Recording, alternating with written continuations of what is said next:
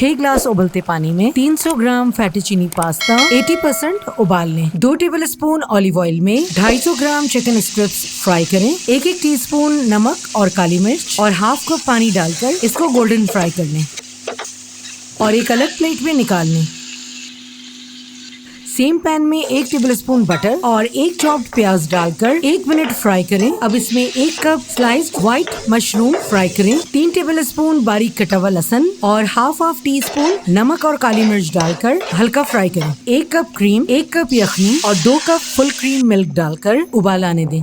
अब इसमें 1 cup baby spinach, fry किए हुए चिकन स्ट्रिप्स और 80% उबले हुए फैटाचीनी पास्ता, इन सबको अच्छी तरह मिक्स करें। हाफ कप श्रेडेड चेडर चीज और थोड़ा सा पार्सले डालकर गर्मा गर्म सर्व करें। फ्रेश कुटा हुआ ब्लैक पेपर स्प्रिंकल करें और हमारा बहुत ही मजेदार क्रीमी गार्लिक मशरूम चिकन फैटाचीनी या चिकन अल्फ्रेडो बिल्कुल तैयार।